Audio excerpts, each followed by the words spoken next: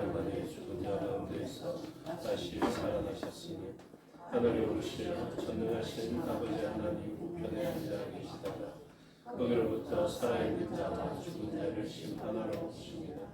나는 성령을 믿으며 거룩한 공교회와 성도의 교제와 죄를 용서받는 것과 몸의 부활과 영생을 믿습니다. 아멘. 찬송가 254장 찬송 드리겠습니다. 후에 전영훈 권사님 기도 인도하시겠습니다.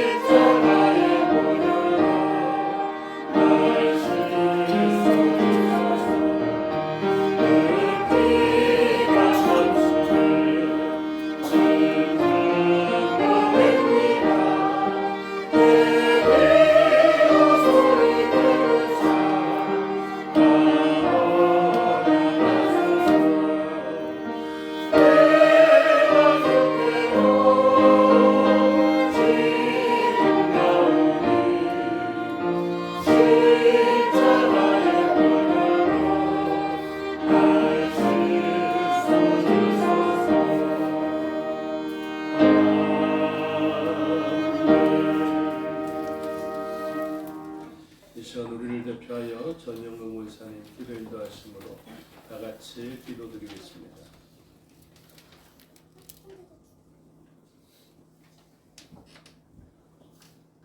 주의 은혜를 감사드립니다. 주의 불일하심을 있게 하여 주셔서 감사합니다. 아버지 하나님, 저희들 한 일주일 동안 살 때 부족함이 없어진지 자신을 돌아볼 수 있는 시간이 되게 하여 주시옵소서.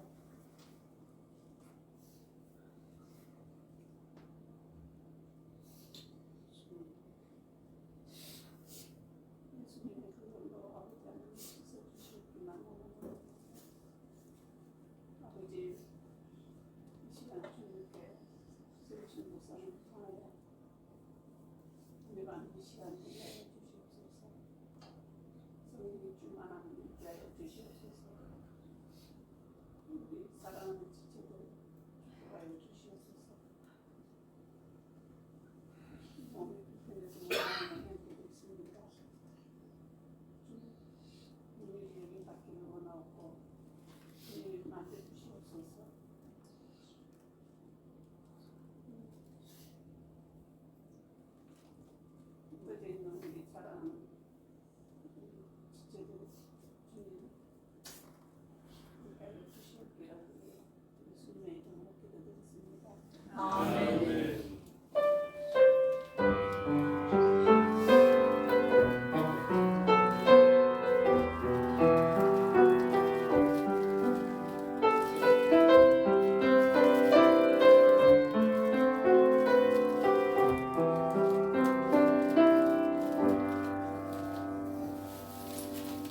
감사합니다. 하나님 말씀 보시겠습니다. 창세기 50장입니다. 창세기의 마지막 장입니다. 창세기 50장 15절부터 26절의 말씀을 교독하겠습니다. 창세기 마지막 부분을 갑니다. 약 81페이지 정도 있는 50장 15절부터 26절의 말씀을 교독하겠습니다. 요셉의 형제들이 그들의 아버지가 죽었음을 보고 말하되 요셉이 혹시 우리를 미워하여 우리가 그에게 행한 모든 악을 다 갚지나 아니할까 하고 요셉에게 말을 전하여 이르되 당신의 아버지가 돌아가시기 전에 명령하여 이르시기를 너희는 이같이 요셉에게 이르라 내 형들이 내게 악을 행하였을지라도 이제 바라건대 그들의 허물과 죄를 용서하라 하셨나니 당신 아버지의 하나님의 종들인 우리 죄를 이제 용서하소서 하며 요셉이 그들이 그에게 하는 말을 들을 때에 울었더라. 그의 형들이 또 친히 와서 요셉의 앞에 엎드려 이르되 우리는 당신의 종들이니라. 요셉이 그들에게 이르되 두려워하지 마소서 내가 하나님을 대신하리이까. 당신들은 나를 대하려 하였으나 하나님은 그것을 선으로 바꾸사 오늘과 같이 많은 백성의 생명을 구원하게 하시리라 하셨나니 당신들은 두려워하지 마소서 내가 당신들과 당신들의 자녀를 기르리이다 하고 그들을 간곡한 말로 위로하였다. 요셉이 그의 아버지와 함께 애굽에 건너가여 셋셋을 살며 에브라임의 자손 3대를 보았으며 므낫세의 아들 마길의 아들들도 요셉의 스라에서 양육되었더라. 요셉이 그의 형제들에게 이르되 나는 죽을 것이나 하나님은 당신들을 보여주시고 당신들의 나라를 인도하여 내사 아브라함과 이삭과 야곱에게 맹세하신 땅에 이르게 하시리라 하고 요셉이 또 이스라엘 자손에게 맹세시켜 이르기를 하나님이 반드시 당신들을 돌보시리니 당신들은 여기서 내 해골을 메고 올라가겠다 하라 하였더라. 요셉이 백십의 생에 그들이 그의 몸에 형제들을 놓고 애굽에서 돌아가니하였더라. 아멘. 기도하겠습니다. 아버지 하나님 은혜와 사랑을 감사합니다. 이 시간 하나님의 말씀을 듣겠습니다. 성령 하나님께서 가르쳐 주시고 마음에 새겨 주시옵소서. 종에게 능력 베푸사 하나님 말씀과 뜻을 온전히 드러내게 하여 주시옵소서. 감사드리며 예수 그리스도 이름으로 기도드리옵나이다. 아멘. 오늘 본문의 제목은 섭리를 기억하고 약속을 바라보며라는 제목이 붙여져 있습니다. 우리는 섭리를 기억해야 됩니다. 하나님의 다스리심이거든요. 그래서 섭리는 무엇이냐면 우리들만 세상을 살아가지 않는다라는 것입니다. 여러분들만 인생을 살아가지 않습니다. 여러분들의 삶의 자리에 하나님이 섭리하고 다스리십니다. 아멘. 우리가 의뢰하는 아주 유력한 존재가 우리를 다스려주면 참 좋을 것 같지만 그보다 더 지혜로우시고 뛰어나신 분이 하나님이십니다. 그래서 그의 다스림보다 하나님의 다스리심이 되는 섭리, 그 섭리 가운데 우리가 있음을 기억하는 것이 참 필요합니다. 그래야 인생을 평강을 잃지 않고 살아갈 수 있습니다. 어떤 유력한 존재에게 우리의 삶이 맡겨지면 참 좋을 것 같지만 그렇지 못한 것을 가르쳐주고 있습니다. 그래서 오늘 본문을 보면 형들이 갑자기 두려움 속에 빠지게 됩니다. 15절을 보십시오. 요셉의 형제들이 그들의 아버지가 죽었음을 보고 말하되 요셉이 혹시 우리를 미워하여 우리가 그에게 행한 모든 악을 다 갚지나 아니할까 걱정하게 됩니다. 지금 형들을 그나마 살게 만들었던 신락 같은 희망의 줄이 무엇이었던 것 같습니까? 아버지 야곱이었습니다. 요셉을 보면 가끔씩 이제 섬찟할 때가 있었습니다. 왜냐하면 옛날에 자기가 잘못한 게 있었기 때문에 그렇죠. 그래서 보면 괜히 주눅들고 동생임에도 불구하고 뭐라 자학할 수 없고 그러니까 요셉과 눈을 딱 마주치면 괜히 딱 시선 돌려야 되고 이런 때가 있었던 것이죠. 살아가는데 불안하게 살아갑니다. 물론 자기의 죄 때문이기는 하지만 그 삶이 참 쉽지 않습니다. 그 삶을 좀 지탱해 줄 수 있었던 것 같은 야곱이 죽습니다. 여러분 끝내 죽습니다. 우리 인생이 그렇습니다. 자주 이야기하지만 저를 붙들어 줄 수 있었던 보호막, 그분만 의지하면 잘 살아갈 수 있었던 것 같고 제법 인생 가운데 강했던 삶이었던 것 같거든요. 저희 아버지가 체격이 한 120kg 정도 나갈 정도였는데 젊었을 때는 좀 호리호리하고 날렵했다. 제가 가끔 제가 아버지의 이야기를 들으면 한날 갔는데 그가 너무 마음에 들지 않아서 다방에서 날라차기로 그 사람을 날려버렸다, 이런 이야기를 한번 들었거든요. 그래서 사업하러 갔는데 그 사람이 마음에 들지 않고 허튼 짓을 하니까 그 무거운 몸이 날라서 그 사람을 찼다, 뭐 이런 이야기를 들었습니다. 영감처럼 그렇게 이야기를 하는데 어릴 적에는 그런 모습들이 우리 아버지는 참 강하구나, 이런 생각을 하게 만들었던 것 같습니다. 선택한 목사님의 이야기를 들으면 내산 기도원에 저희 아버지가 이제 나빴던 삶을 청산하고 세기를 열면서 내산 기도원에 선택한 목사님을 업어주면서 갔다 하더라고요. 그걸 갔는데 거기에 한 집사님이 저희 아버지한테 조금 잘못 행동을 하게 되니까 그분이 그 사모님의 부친 되시는 분이신데, 그리고 그분에 대해서도 내가 오늘까지만 너를 뭐 잡고 내일부터 은혜 받겠다, 이런 식으로 할 정도. 그러니까 강하셨던 분이시죠. 근데 그분도 결국 떠나갑니다. 금옷을 입혀 키우고 싶어 했던 그분도, 어떤 고난으로부터도 지켜낼 수 있었을 것 같은 그분도, 그처럼 강했던 그분도 떠나가십니다. 그러니 자신을 보호하고 있었던 울타리가 해체되어지게 되는 것이죠. 그러니 요셉을 맞닥뜨려야 합니다. 요셉을 맞닥뜨리려니 두려움이 있습니다. 그래서 17절에 형들이 이렇게 이야기합니다. 저는 이 말 안 했을 것 같습니다. 저도 기질이 제법 있거든요. 17절에 너희는 이같이 요셉에게 이르라. 내 형들이 내게 악을 행하였을지라도 이제 바라건대, 이러면서 아버지가 그들의 허물과 죄를 용서해 달라고 부탁했다라고 이야기를 하고, 18절 후반절에 보니까 요셉의 앞에 엎드려 이르되 우리는 당신의 종들이니이다. 차라리 죽었으면 죽었지 이것 안 하려는 성향의 기질들이 제법 있을 것입니다. 제가 볼 때도 저희 교회 안에서도 이 상황 가운데 들어가도 무릎 꿇지 않고 엎드려 절하지 않고 종들이라는 표현 안 쓸만한 분들이 제법 있을 것 같아요. 근데 그렇게 말했다는 것은 무엇입니까? 그 정도로 절박했다. 진짜 죽을 것 같았다. 요셉이 생사여탈 권을 동생임에도 불구하고 가지고 있었다. 이렇게 보여집니다. 하나님의 섭리, 하나님의 다스림인데 저는 좀 본문을 보면서 마음이 불편했습니다. 왜요? 왜 하나님은 굳이 동생 요셉을 사용해서 다스리게 하셨지? 그냥 순서대로 루벤에게 꿈을 주시고 루벤에게 채색 옷을 입히시고 루벤에게 볕단과 그 별들이 절하는 꿈을 주셨으면 그나마 반감이 좀 적었을 거다, 이렇게 생각하거든요.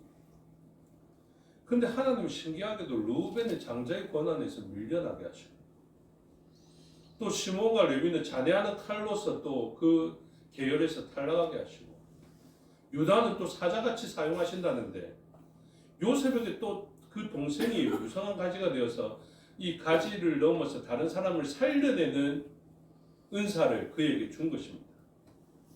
하나님 그냥 루벤 정도 주셨으면 좋았을 걸요, 이렇게 생각할 수 있는데 하나님 그에게 그 역할을 주셨어요. 근데 그것은 우리만의 생각이 아니라 요셉도 아마 그렇게 생각했을 것입니다. 요셉도 하나님 제가 무엇이간데 이것을 하나님께로부터 받는 것입니다. 요셉이 지혜로웠던 것이 바로 그것을 깨달았던 것에 있습니다. 자기의 자기됨이 주님의 은혜다라는 것입니다. 나의 나됨이 자수성가가 아니라 내 능력, 내 지혜, 내 처신, 나의 판단, 이것 덕분이 아니라 하나님 덕분으로 그 역할을 맡았다라는 것이죠. 저와 여러분이 그런 생각에 사로잡히게 되기를 주님의 이름으로 축복합니다. 아멘. 저와 여러분의 나된 것은 주님의 은혜입니다. 아멘. 어떤 분이 참 사자 같더라도 그 사자는 주님의 은혜고요. 어떤 사람은 꼭 암사성 같더라도 그 암사성 같음이 주의 은혜고, 어떤 사람은 물어뜯는 일이 같더라도 그 사람은 하나님의 은혜 가운데 있게 되는 것입니다. 박보영 씨가 백상대상을 수상할 때 이야기를 또 한 번 해야 되는데, 그 어제는 끝났고 뭐 내일은 오자라고, 이것 이후에 뭐라고 이야기했냐면 세상의 모든 사슴들과 소라게들에게 이 영광을 돌린다, 이렇게 이야기합니다.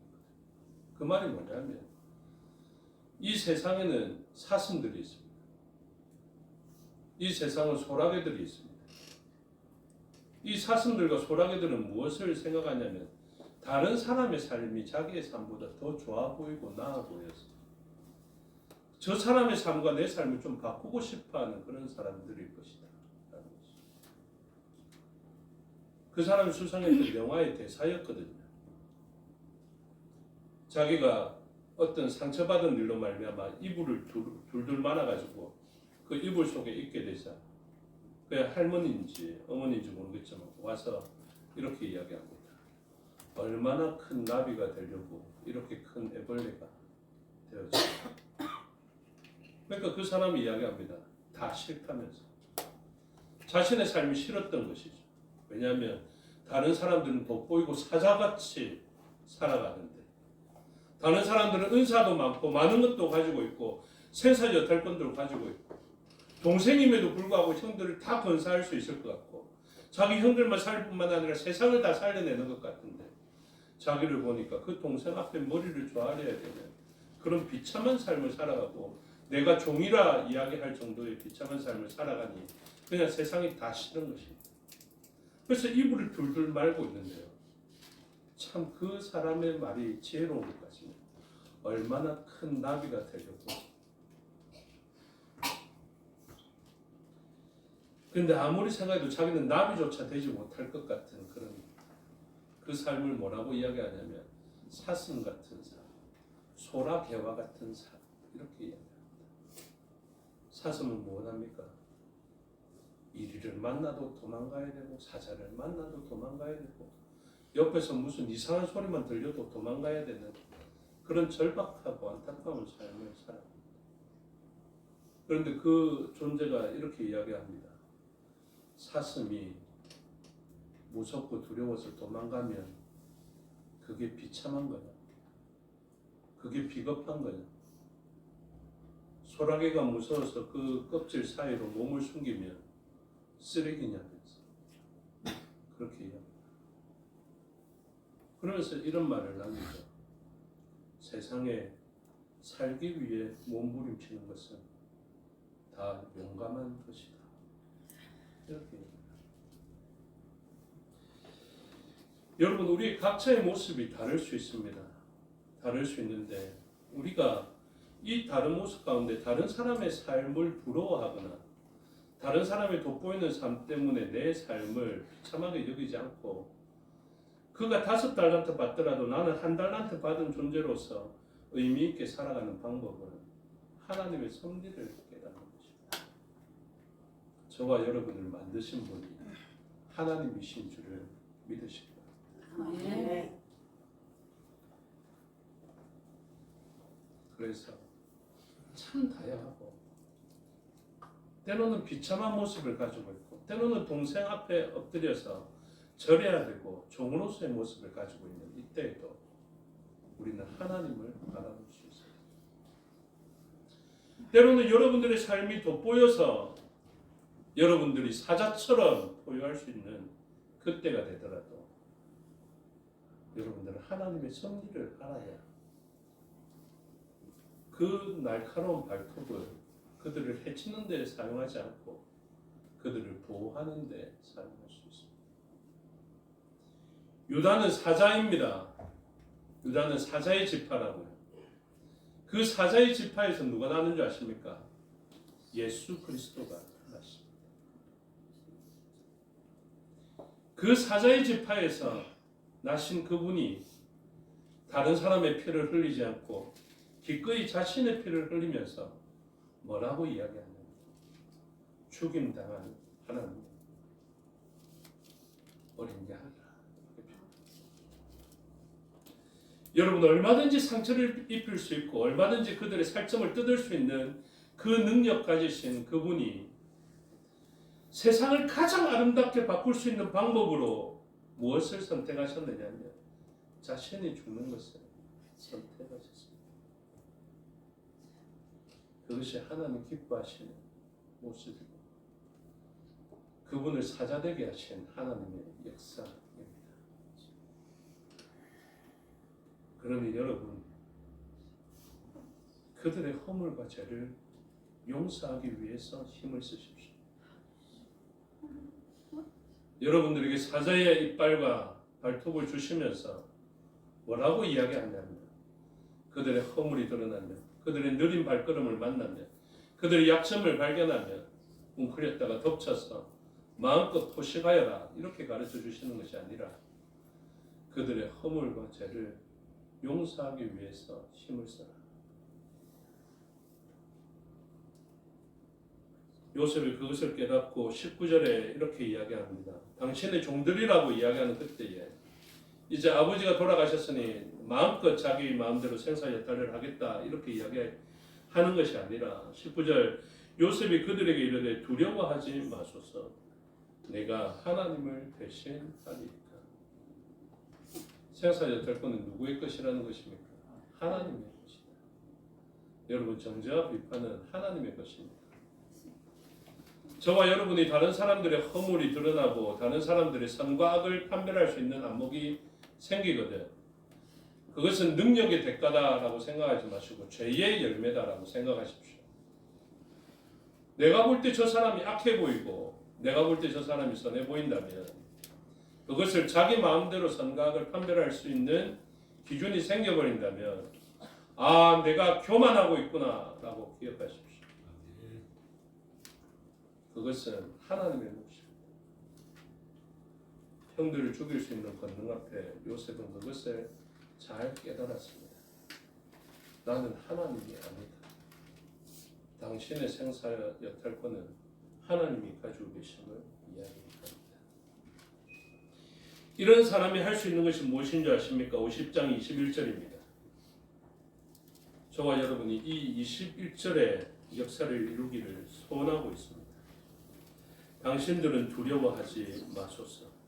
여러분 좀 상대방에게 두려움을 주지 않는 존재가 됩니다. 평강을 줄 수 있는 존재가 되기를 소원합니다. 축복합니다.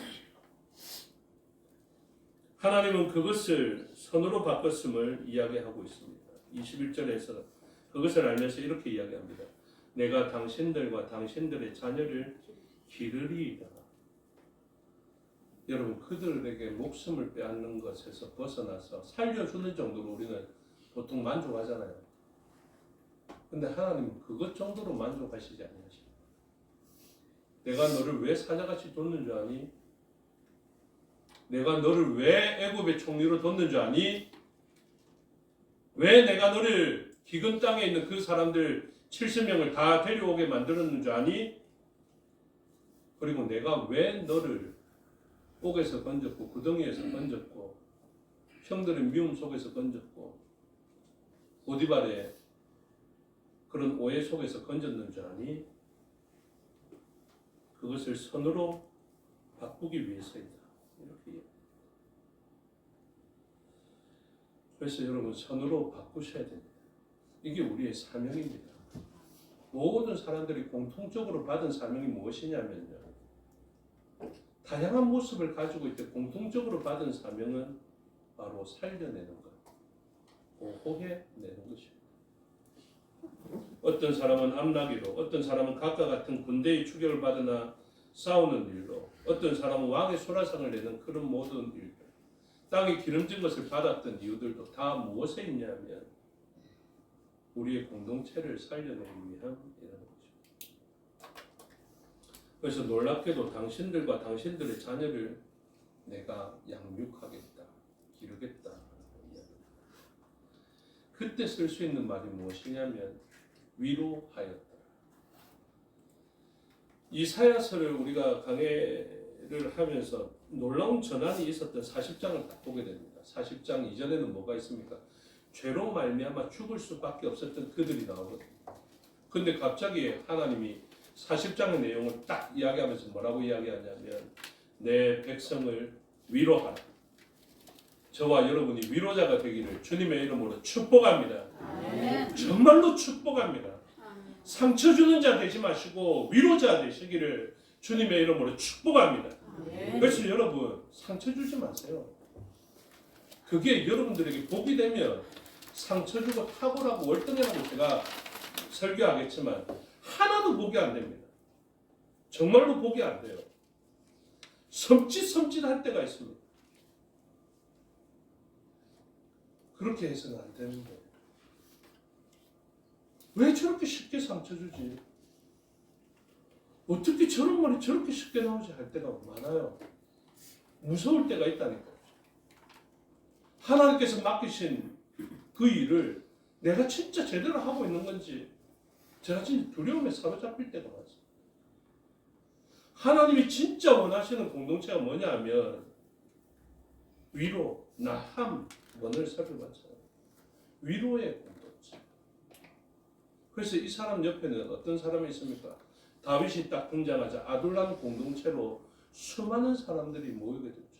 마음이 원통한 자, 빚진 자, 어려운 자. 여러분 도대체 왜 그 사람들이 그렇게 모입니까? 근데 그것 아십니까? 다윗이 왕이 될 때 그 왕을 위하여서 목숨 걸고 헌신했던 사람들이 다윗을 통하여서 위로를 받았던 사람. 다윗이 그일라 거민을 구출할 때도 마찬가지였습니다. 다윗은 그일라 거민을 구출했음에도 불구하고 그일라 거민으로부터 그 사울에게 다윗이 여기 있다라는 이야기를 들었던 사람. 자기는 살렸는데 살렸던 그 공동체는 자기를 죽이려 했던 그 사람들이었습니다. 그런데 다윗은 그 사람들을 어떻게 봅니까? 내 백성으로 봤습니다. 다윗은 그때도 왕이었습니다. 그때는 나라의 왕으로부터 도망해야 되는 도피자였거든요. 그런데 하나님은 그 사람을 왕으로 여기시며 그에게 살리는 사명을 주신 것입니다. 그래서 이 위로의 삶을 살아갈 수 있었던 요셉입니다. 그리고 요셉의 삶에서 하나님의 섭리를 어떻게 보냐면 자기의 삶의 자리가 하나님이 여전히 계심을 알게 되었습니다. 그래서 요셉은 하나님 없이 삶을 살았던 자가 아니라 하나님과 늘 동행하며 하나님을 인식하면서 삶의 정황과 형편을 살폈던 사람입니다. 그래서 요셉은 애굽에서 무엇을 꿈꾸며 살아갔냐면 약속을 바라보며 살았습니다. 그래서 오늘 제목이 무엇이냐면 섭리를 기억하고 약속을 바라보며 라고 이야기합니다. 저와 여러분은 지금 이대로의 삶을 살아가야 되는 것이 아니라 하나님의 섭리를 우리가 경험하지 않습니까? 경험한 다음에 무엇 해야 됩니까? 약속을 바라보며 살아야 됩니다. 여러분 저와 여러분이 잊지 말고 꼭 해야 되는 것 오늘의 정황을 살아가야 되는데요. 오늘을 사슴처럼도 살아가야 되고 소라게처럼도 살아가야 되고 사자처럼도 살아가야 되고 또 뭐 나비처럼도 살아가야 합니다. 그런데 그 삶을 모두 다 살아가면서 12지파와 이 다양한 공동체는 무엇을 바라봐야 되냐면 약속을 바라봐야 됩니다. 저와 여러분은 다시 오실 예수님을 바라봐야 될 뿐만 아니라 다시 오실 예수님이 우리를 데리고 처소로 들이실 때를 바라보면서 살아가야 됩니다. 저와 여러분이 예수님 앞에서 심판받을 것을 바라보면서 살아가야 됩니다. 그래서 오늘 내가 사자처럼 살아갈 때에도 무엇을 생각해야 됩니까? 하나님 앞에 내가 사자로서 섰을 때 뭐라고 말씀드려야 될지 무엇을 책망받고 무엇을 칭찬받을지를 생각하면서 살아가야 합니다. 오늘 사슴처럼 치열하게 도망다니면서도 소망을 잃지 않아야 됩니다. 다시 오실 예수님께서 내가 너에게 사슴 역할을 줬는데 잘도 뛰어다녔고 소라게처럼 원망하는 그때에도 소라게야 그래서 내가 너에게 소라라는 집을 줬지 않는다. 이렇게 이야기할 때를 바라봐야 합니다. 그리고 가장 중요한 것은 믿음으로써 이 약속을 바라봄으로 요셉은 애굽에서 인생을 마감하기를 소원하지 않게 되었습니다. 요셉의 인생에서 가장 아름다운 때가 언제겠습니까? 이 애굽에서의 때거든요. 가장 권력이 막강했을 때가 언제였을 것 같습니까? 이때거든요. 그런데 요셉은 약속을 바라봄으로 이 땅에 머물기를 소원하지 아니하였습니다. 여러분 부탁인데 이 땅에서 누리는 낙을 인생의 목표로 삼지 마십시오. 저와 여러분의 삶의 목적으로 삼지 마십시오. 내가 기쁘고 내가 잘되고 내가 기분 좋아야 된다. 오늘을 행복하게 살아야 된다. 이것이 인생의 목표와 목적이 되어서는 안 됩니다. 우리들은 예수님 앞에 설 것을 바라보며 살아야 됩니다.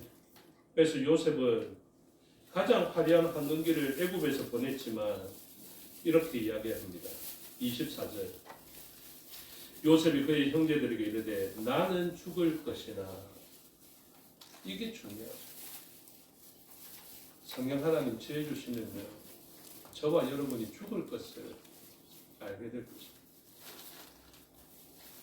아내에게 좀 미안한 이야기지만 어제도 제가 그런 생각을 한번 해봤거든요. 이 사람이 자꾸 어디가 아프다 하는데 이 사람이 내보다 먼저 하나님 품에 가면 어떻게 하지? 이런 생각을 사실은 어제 해봤습니다. 제가 하나님 앞에 떼쓰면서 항상 저는 하나님 뜻에 다 맞춰서 그렇게 살아가야 된다 하는데 제가 유일하게 하나님 앞에 딱 떼쓰는 게 있습니다. 그게 뭐냐면 하나님 저 사람 만약에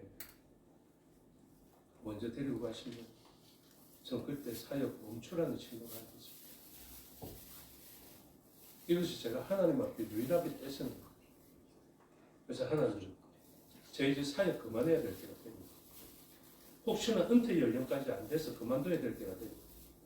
제가 심각하게 교회를 잘못 하나님께 위임받아서 성도님들에게 상처 주거나 저희 쓴뿌리가 막 베어져 나오고 이제 그만해야 되겠다 싶은 때가 있으십니다.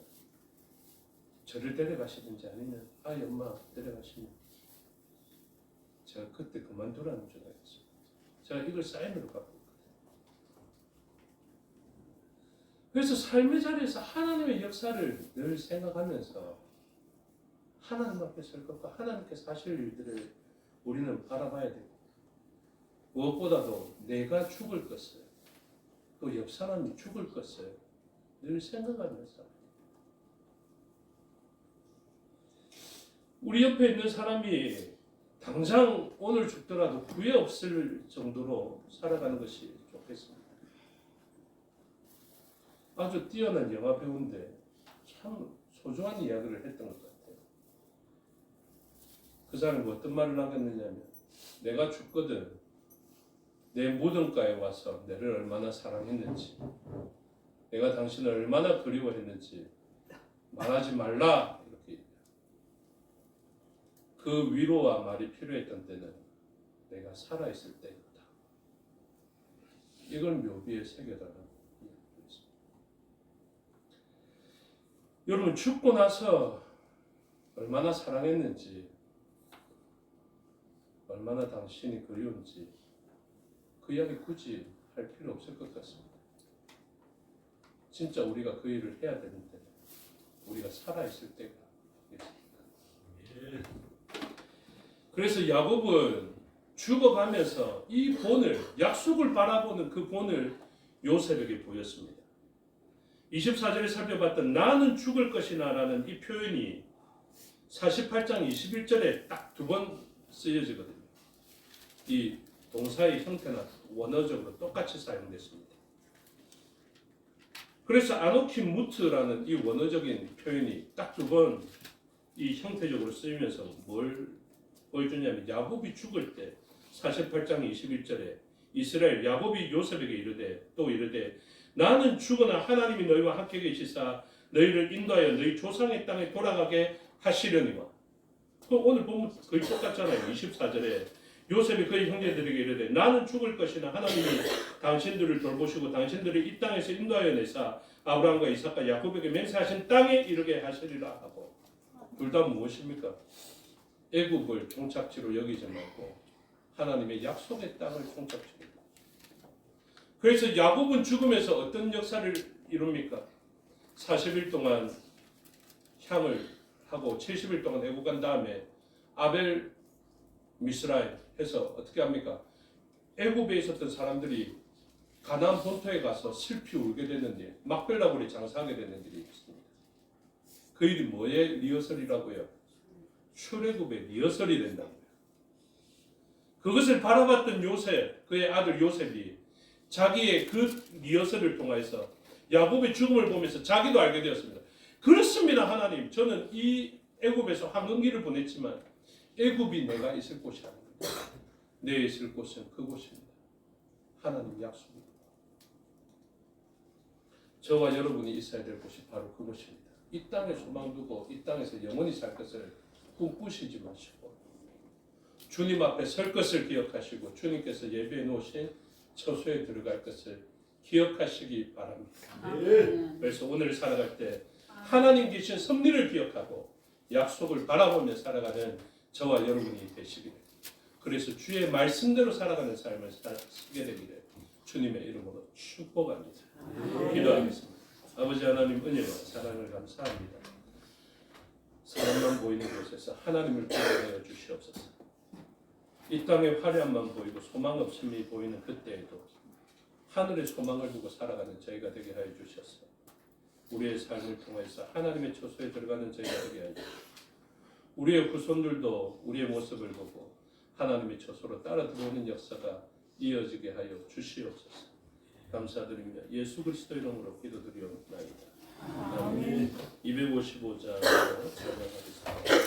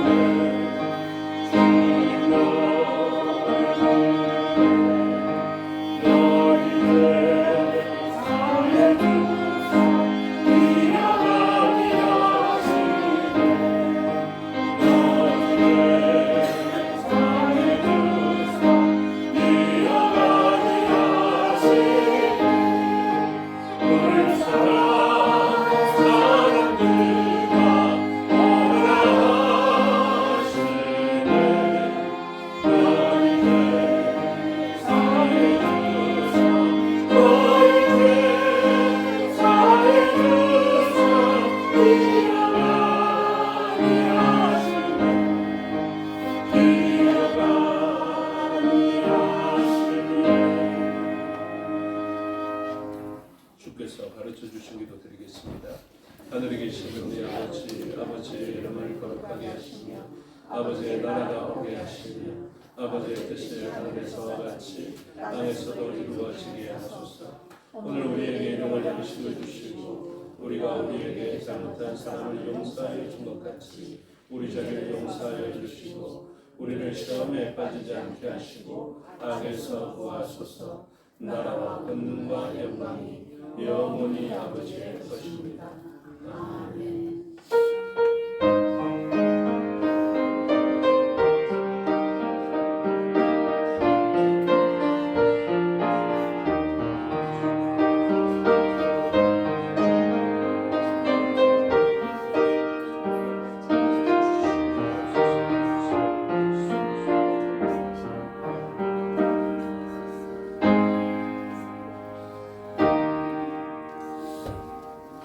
감사합니다. 주일 오후 예배 순서를 마치겠습니다. 신앙도 마칩니다. 평안하십시오.